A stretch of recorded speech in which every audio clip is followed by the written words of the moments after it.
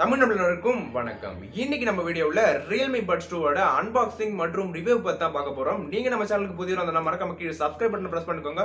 பக்கத்துல bell icon இருக்கும், அதையும் மறக்காம பிரஸ் பண்ணிக்கோங்க. அப்பதான் நம்ம சேனலோட அப்டேட்லாம் உங்களுக்கு உடனே வந்து சேரும். வாங்க வீடியோக்குள்ள பார்க்கலாம்.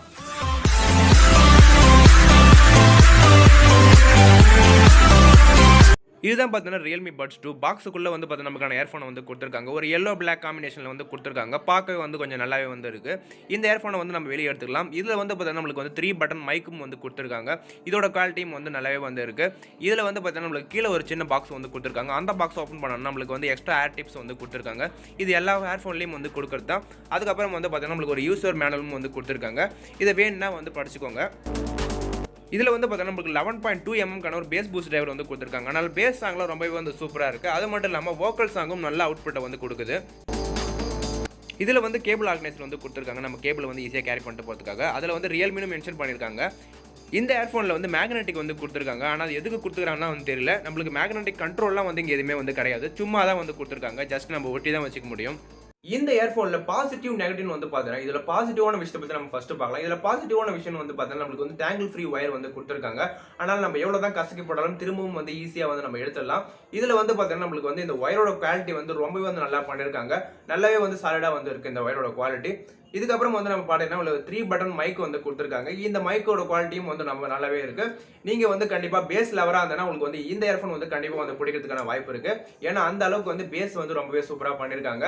அதுக்கப்புறம் வந்து நம்மளுக்கு கேபிள் ஆர்கனைசரும் வந்து கொடுத்துருக்காங்க. நம்ம ஈஸியா இயர்ஃபோனை கேரி பண்ணிட்டு போற மாதிரி.